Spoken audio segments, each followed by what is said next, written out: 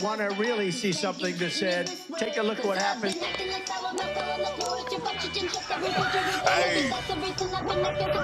Why this beat so cold? We will make America proud again. And you try to kill our we will make America wealthy again. And yes, together, we will make America great again. But all hell, Brother Barry. I told you, Barry, them days of walking around the White House with them Skittles and Tootsie Roll blow pops, lollipops, them days are over with, Barry. America's back, common sense is back. Yeah, and we actually have a president. You know? But out of all the things we covered this week on this show, we did not cover this, sadly. I'm for real. We did not cover this. I don't know how I missed this, family. I'm sorry. Family, I apologize. How did I miss such great news? This, a couple days ago, says breaking. President Trump has moved the official portrait of former President Barack Obama in a hidden stairwell in the White House. Yeah. He said to hell with that portrait. I tell you, our president does something great. It feels like every 5-10 minutes. Man. Golly. But we got some big things to get into in today's show. And once again, Barry trying to stay as relevant as possible. Obama trying to stay as relevant as possible. He once again wants to keep putting on his Superman cape, thinking he can save the Democrat Party as it just gets worse and worse and worse for Democrats. The hole gets deeper and deeper and deeper. Y'all are running everybody out the door. Y'all create more independents, conservatives, Trump supporters. They got a new thing, lefties for Trump. It's been trending for a very long time now. Y'all running everybody out the door, you know? And people are sick of the same rhetoric, propaganda, the gaslighting, fear-mongering that y'all do, you know? And then y'all say, our democracy. Y'all run off the same exact script and repeat yourself over and over and over. You know, just watch what we get into in today's show. You just can't make this up. So let's go and jump in. But wait. Just 1 second. We seen everybody posting this as we talk about, the Texas House Democrats. And there was a Zoom call. Barack Obama appeared on a Zoom call with FBI identified pedal symbols visible in the background. So during the call, he joined the Texas House Democrats in their fight against what they call an assault on democracy. And they caught something a little bit unusual. Oh. And as you can see, 13 million hits. So many people have retweeted, reposted this, shared it. Yeah. Brother Salt and Pepper. I tell you. Hey, I told you, man, it ought to be get way more investigations and way more handcuffs, and people walked out live on national television with their hands behind their back. There ought to be another presidential mugshot, in my opinion. Yeah, we know what happened to the chef too, Barry. We know what happened to the chef. How's Big Mike doing? How is Big Mike doing? How's Michael doing? Tell her to put some lotion on them knees and that mushroom tip. It's a little bit ashy. Barry. Yeah, y'all know what y'all doing over there. Here's the clip right here, and I tell you, the hell with Democrats. What a complete disgrace. And all in the Texas Democrats, people ought to be arrested, fired. I mean, just walked out. The hell with all you Democrats. I really hope they really do make an example out of y'all, but put the map up on the wall. Let's all take a good look at the map. And pass me a big old thing of Jerry Jam. Gerrymandering. The hell with you politicians, man. Y'all are a disgrace. And that's the biggest problem we got too. these politicians, these elected officials, the hell with we need term limits as well. We need handcuffs. I'm seeing so many people ought to be investigated, audited, thrown against the wall, thrown on the floor, raided. I'm serious. So many of y'all, man. We care about the community. We care about the people. We care about the hard working class. We care about the middle class. We care about the people.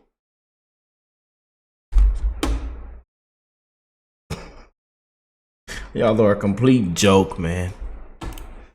As what we all recognize is we can't let a systematic assault on democracy just happen.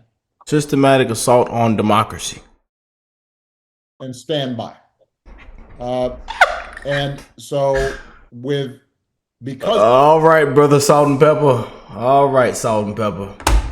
We've heard about enough. We've heard about enough, Barry. A systematic assault on democracy. Because of your actions, because of your courage, what you've seen is California responding, other states looking at what they can do to offset this mid-decade gerrymandering that is highly irregular and is not what we should be doing to balance out the maps for this upcoming election. And I think we became a little bit complacent over the years.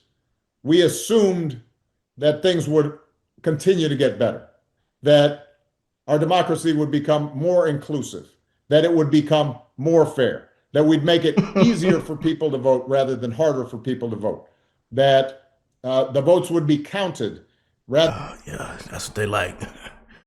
Yeah, go on, mail it in. My grandma's on the ballot. She died 10 years ago.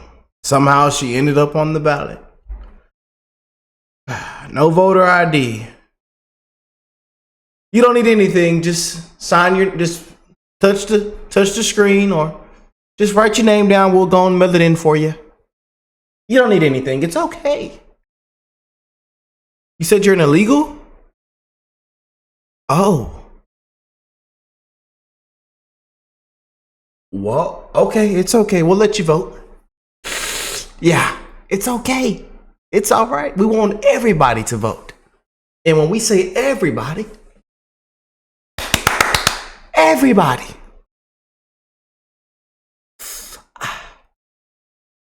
Rather than suppressed. And what we forgot is that history doesn't always move in a straight line, and it's not always 2 steps forward and another 2 steps forward. Sometimes it's 2 steps forward and a step back. And we're in a moment right now where not just gerrymandering, but efforts at voter suppression, efforts at questioning the results of elections, efforts at and mind you, we just reported on massive fraud, voter fraud, just a couple of hours ago that just took place in Michigan. and a lot of other places we've covered on this channel of where these things were taking place. Y'all have seen it. We've covered a whole bunch of stuff, different people caught in some of the biggest fraud, the biggest voter fraud. I tell you, man, you know, and comes to find out that looks like we were right. You know, the thing that they say that never happens, it just somehow it happened. And somebody's caught on camera. They just released the footage just earlier. I mean, that man pulled up in the car and just started stuffing them ballots in there. Hey, you know, the thing they say that never happens, it happens. So, yeah, let's let everybody vote, Barry. Yeah, let everybody vote. Everybody. Let's even bring people back from the dead so they can vote as well, too. You know. It's like it's already been happening, huh? Yeah. The executive branch unilaterally doing things that bypass Congress and the people's representatives, militarization of cities, politicization of our justice departments and this is just bad. Our military. Those are trend lines that remind us that this precious democracy that we've got is not a given. It's not self-executing. It requires us to fight for it. Now, you get him off. Get Brother Salt and Pepper off my screen. Now he done got to the point where he says, this precious democracy. I tell you, you just can't make this up, man. Oh, hell, check this out, family. It says, where is the leadership? Question mark. What Obama's call with New York's Democratic Socialist means for the party.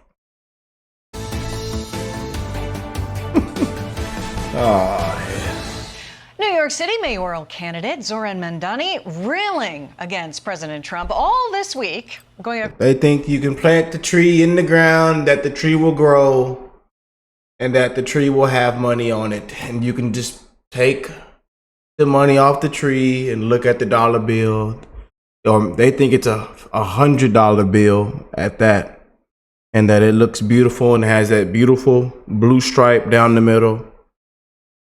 And yay, there's a printed $100 bill that just grew off the tree. That's how they think it works. All right. Good luck, New York. They finna run everybody out of New York if this goes through. I'm telling you. That's how you want to run the grocery store? Go right for it. Well, he just seen it fail, and it just was a complete failure. Yeah, it just doesn't work. But they sneaking in their socialist communist buddies. He's showing up to AOC house late at night with a thing of oil and lube. Knock it straight. Across the 5 boroughs, all against Trump on his tour. And his comments about a call from the former president, Obama, are getting a lot of attention as well. Here is what he said about it. That call happened soon after the primary.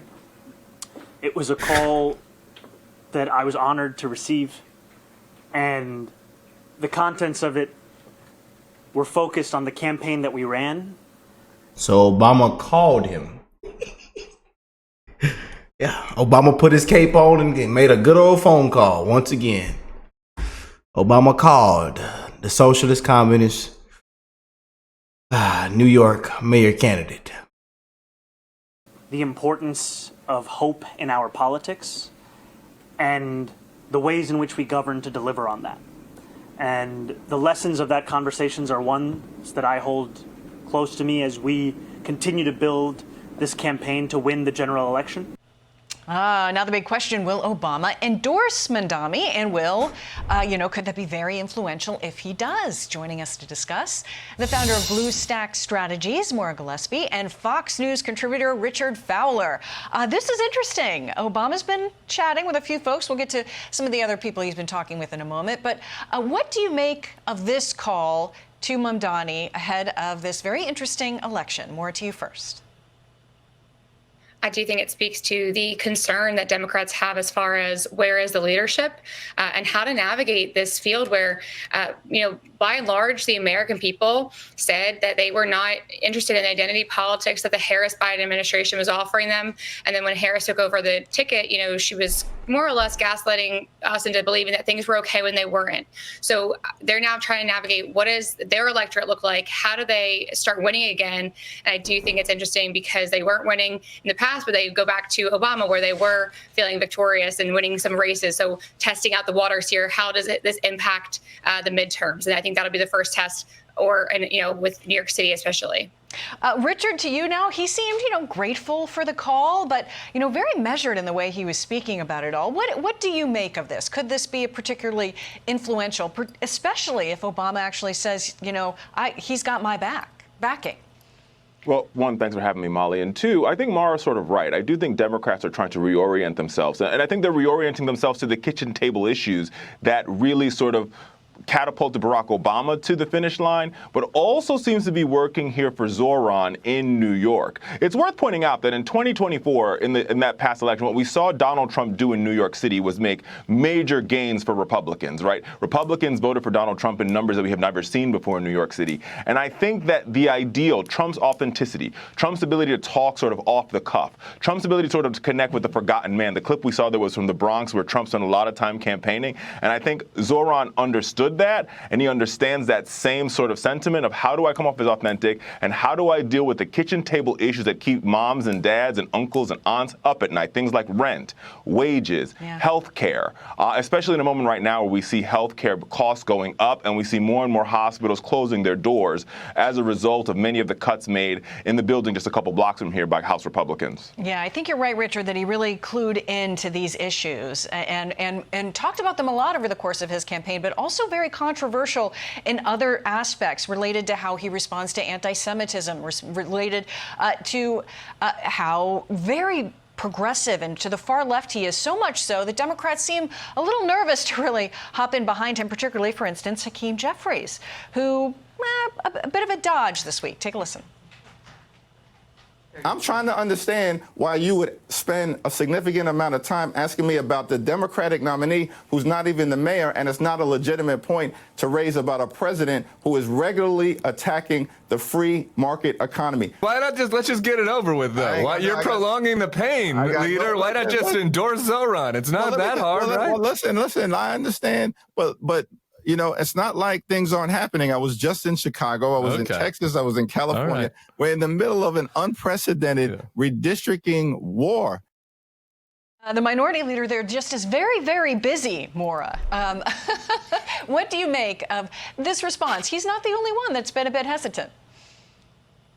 He's playing it safe because it's really unclear at this point what kind of impact the mayoral race in New York City will have on the Democratic Party as they seek out what does their leadership look like? Who is going to, kind of carry the torch for them as they try to win an election and try and gain back some power in Congress, or whether it be in some branch of the government. They are struggling to find that footing. And so I think Hakeem Jeffries recognizes that the controversy surrounding Mandami isn't worth him putting his political capital behind him. And so he is hedging around it, but trying to, as they've all been doing, saying the campaign and being able to reach kitchen table issues, like Richard said, that's where they're talking about him in positive ways, but they won't go as far as to endorse him. Again, I do think it's just because they're not sure how to win yet in this new dynamic. Yeah, we also know that former President Obama has called the Texas Democrats, praising them for leaving the state over this redistricting fight. So why do you think that we're not seeing this sort of outreach from the former presidents, say Joe Biden and Kamala Harris? And do you think, and what do you make of Obama's message to the Texas Democrats, Richard? Well, look, I think these stories are actually connected. I think the reason why you see Barack Obama reaching out to Democrats who are taking a stand in this moment is because he thinks the party needs to do more stand-taking, if we could use that word for just a minute, right? But let's go back to New York, because I think these things are connected. Because what you see happening in New York is not necessarily what's happening in the walls of Congress or in the walls of the Democratic Party, but Democratic voters, right? Voters overall are saying, we like Zoran over the other candidates. We like Zoran over the establishment candidate of Andrew Cuomo, which is why he's sort of running away with this mayoral election in this moment. And I also think you see Democrats in Texas seeing their legislators saying, listen, we're leaving the state because what we see happening here is tantamount to a power grab by Republicans. Forcing the legislature to redraw the map in the middle of a district, which is not only not part of the American practice or the American ideas, but it's also against the Constitution, which says we redraw after we count the voters once again at the census at the end of every decade. Republicans are clearly saying we don't want to do that. The president has told us he wants 5 more seats, and we're going to give it to him, even if the voters of Texas are a speed bump for us to get there. And that's very sad. Richard Fowler, Maura Gillespie, thank you very much for chatting with us.